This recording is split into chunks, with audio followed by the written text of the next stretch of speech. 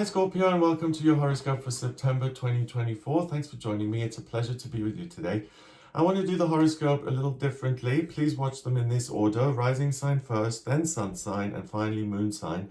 And the reason I've changed that is because in my experience reading people's charts, a lot of the time they identify more with the rising sign or the ascendant than they do with the sun. So I want the horoscopes to reflect that. And I'm in the UK, so my horoscopes are based on the UK time zone. I'm going to break the month down into 4 weeks, and I'm going to pay particular attention to what the moon is doing. So the moon stays in each sign of the zodiac for 2.5 days. So in 10 days, it's in 4 signs. And in 30 days, it covers all 12 zodiac signs, right?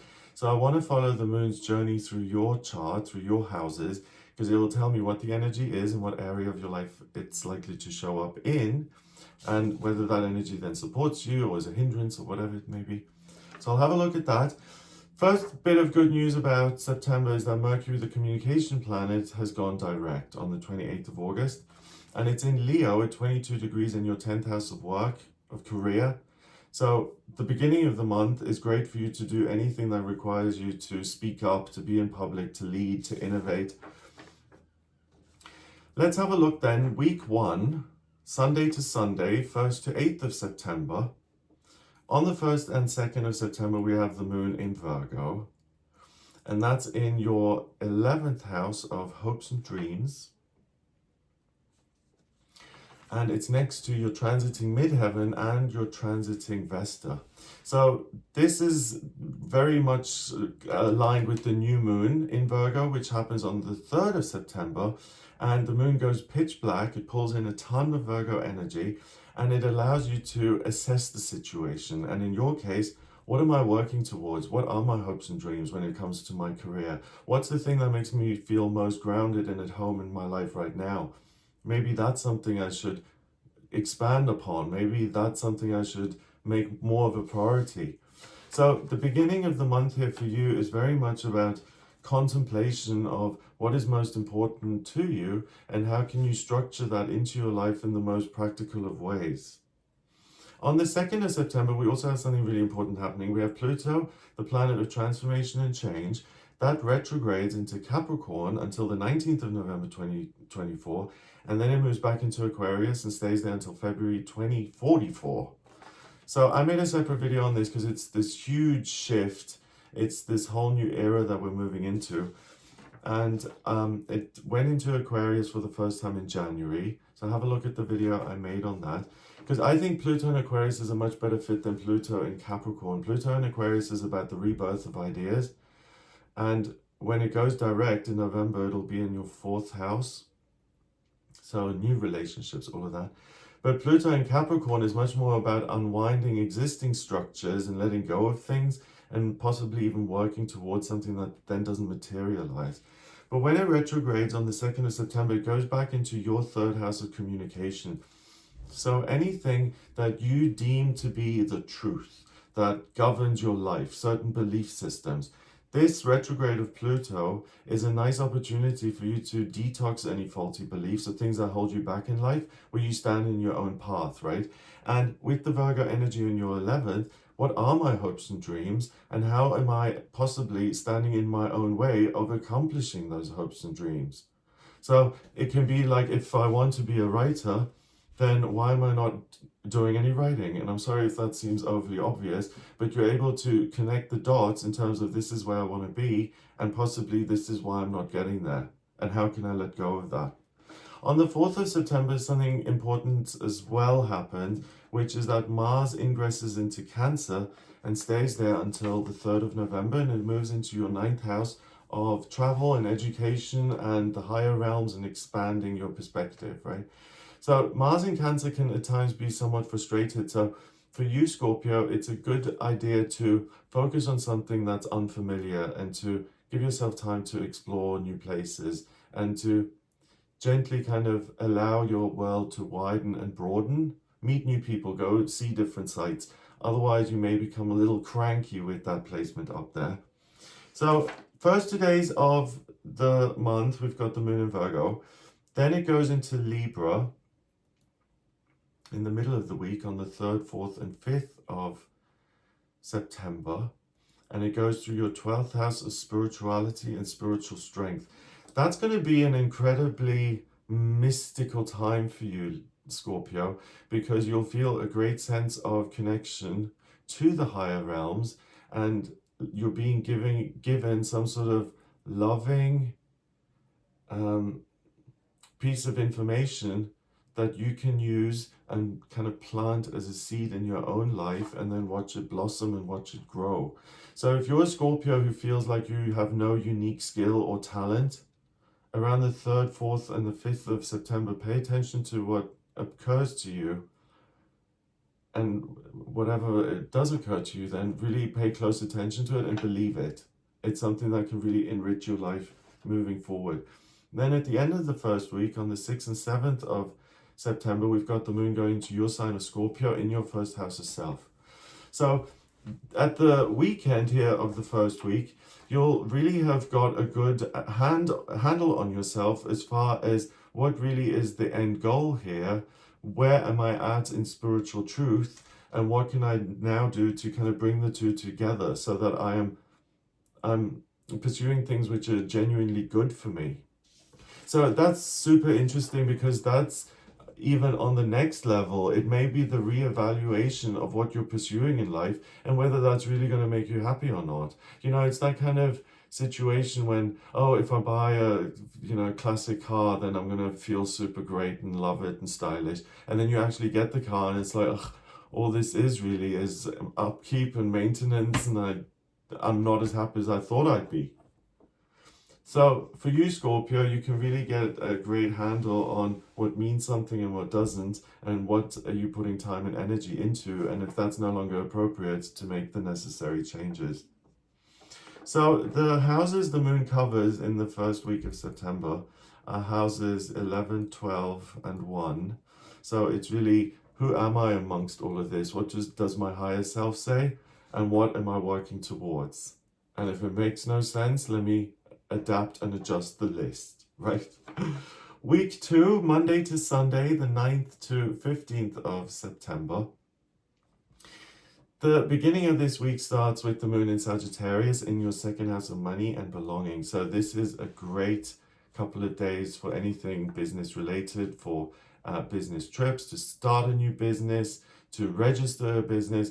Anything that kind of gives life to something that's money related will feel exciting, like you have a lot of control, and doors are opening up so that you can make progress in that area. On the 9th of September, we have Mercury, the communication planet, entering Virgo, and that joins your Sun and your transiting midheaven, and your Vesta also in Virgo in your 11th house.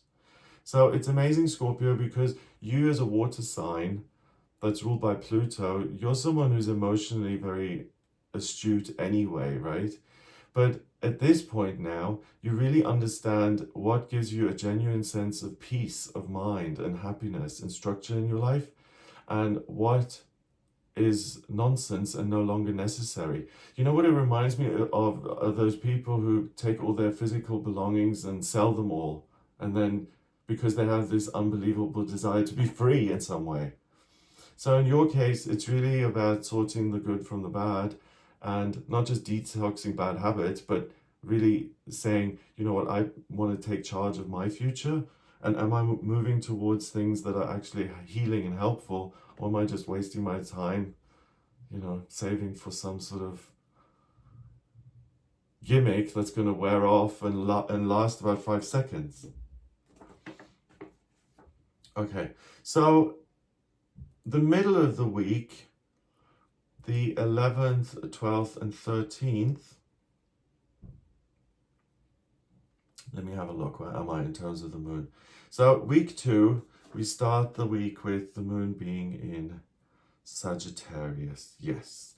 Then it goes into Capricorn on the 11th, 12th, 13th.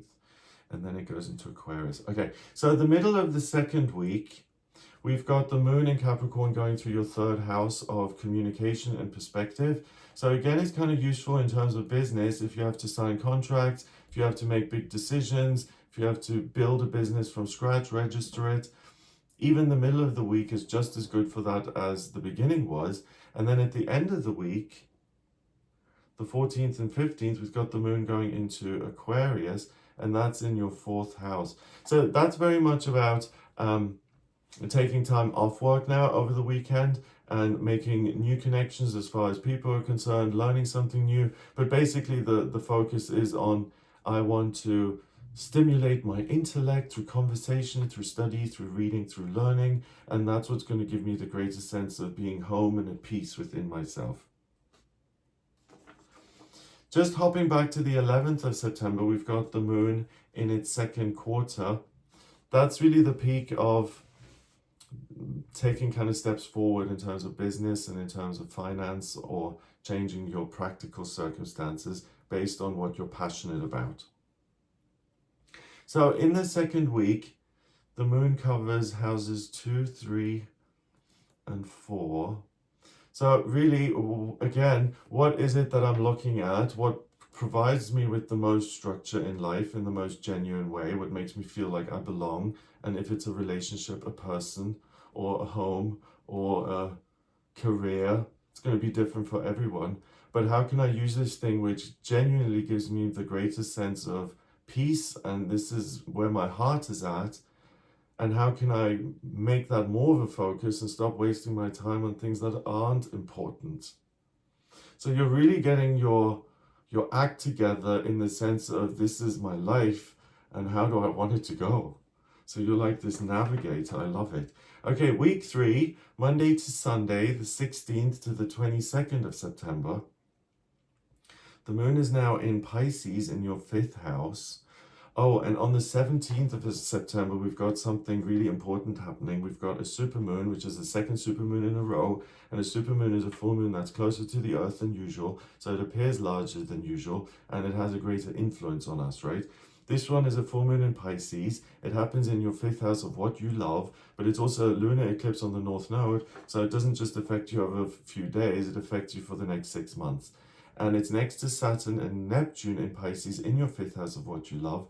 So you really get this download of, what is it that I love? And then it bounces over into your 11th house, where you have your sun, you're transiting midheaven, that meaning-making machine Mercury in Virgo and Vesta in Virgo. All of them are in Virgo.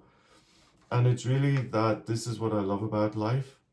This is what's going to make me happy. And this is how I can build it. So this is like the best news ever for any Scorpio who's still trying to figure out what their life purpose is and what is going to make them happy. I'm laughing because I remember when I was little, I used to take a part in these swimming competitions, right? And I remember I won a medal. I don't even remember what it was. And at the end, you go up on the podium and you get your medal, right? And I remember when they put it on me thinking, God, this is so depressing. I hate to swim. And which I just found so funny because everyone was just so happy about their achievement. And to me, I found this is so just pointless. And I wish I didn't have that moment, because I would have continued swimming. I kind of gave it up.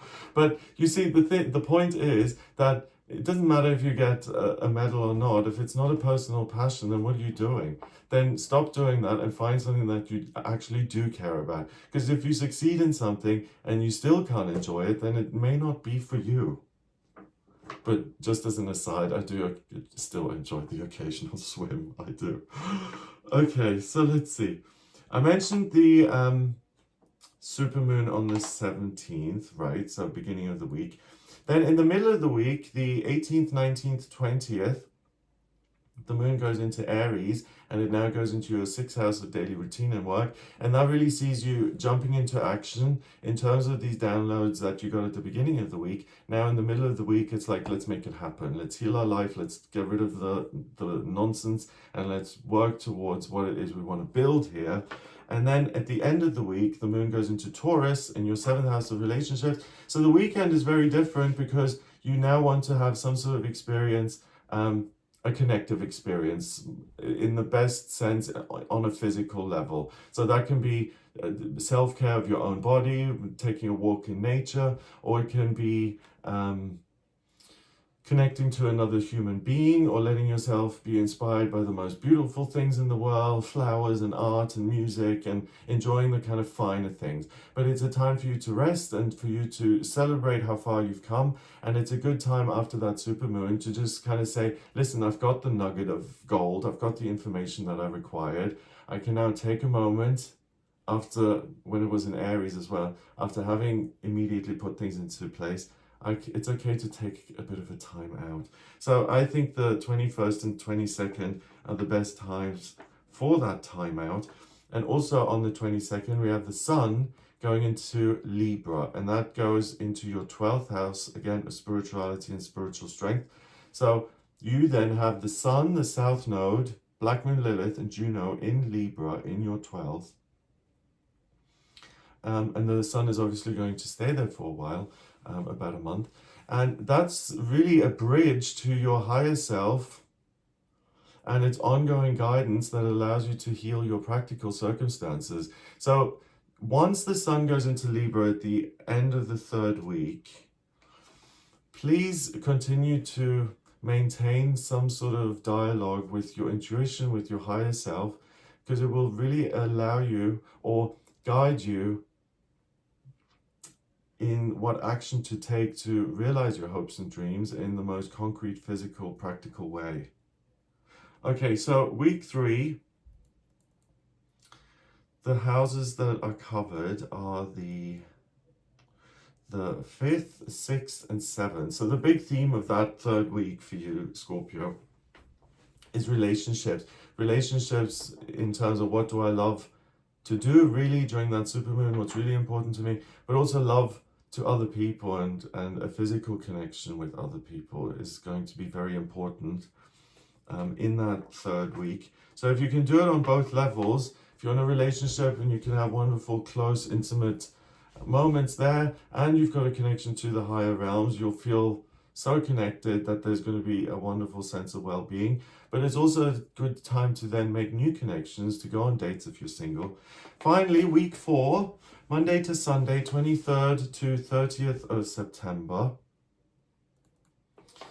The moon starts with, the week starts with the moon being in Gemini, and it's in your 8th house of institutions, the occult, the taboo, the hidden, big organizations, the government, taxes, inheritances, all of that red tape type of thing. And the silver and gold of the moon now sitting on top of Jupiter, the lucky planet.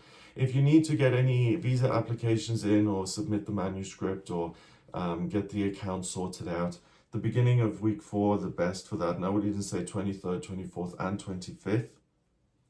On the 23rd as well, we have Venus going into Scorpio, and that goes into your sign in your 1st house, and it stays there until the 17th of October. So Venus in Scorpio, again, is very much about I want a really intimate, close, important, significant connection. So for any of you single Scorpios, go on a couple of dates throughout the month, because the desire to be with someone, and not just in a physical way, but the desire to connect with another person on a heart, spiritual, mind level, it's just going to get stronger and stronger. So make sure that you're out and about and meeting people. It's not going to ease off, it's going to get more intense. On the 24th, we've got the moon in its 4th quarter, and again, it's next to Jupiter in that 8th house. So this is the best day to make investments or to sign contracts or to publish things, to make a commitment. Really a wonderful day for that, and to say I'm doing this deliberately. Okay, so the moon in Gemini, then it goes into Cancer in the middle of the week on the 25th, 26th, 27th, and it goes into your 9th house next to Mars in Cancer. So these few days, you can really kind of be of service to yourself by allowing yourself to explore something that you enjoy doing. Like if your favorite thing is going to watch, I don't know, the owls at the sanctuary, then do something like that, like a simple pleasure that you just do for yourself. If it's reading your favorite book again, there's a desire to connect in a way that's almost parental, nurturing. I want to take care of myself, my health, my physical being. And then at the end of the week, the moon goes into Leo and it goes into your 10th house of work. So the end of September, 28th, 29th, 30th of September, Scorpio, that's the best time for a work presentation or any kind of public speaking or any leadership kind of situation where you have to convince people. The end of the month is easiest for you in that regard. Plus, you still got Jupiter in your 8th. So when it comes to convincing great number of people or getting people to sign up for your cause or to sponsor your charity event, the end of the month for you, Scorpio, is the best time to do that. Okay, so on the 26th of September as well, we've got Mercury ingressing into Libra, and that goes into your 12th house of spirituality. So the sense of being guided and supported by the higher realms just gets stronger and stronger as well. And to me, it sounds like, Scorpio, the universe wants you to be in a relationship.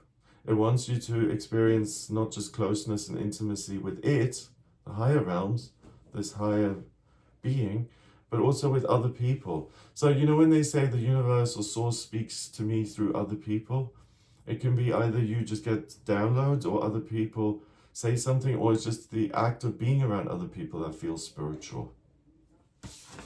So in the last week, the houses that were covered by the moon were houses 8, 9, and 10.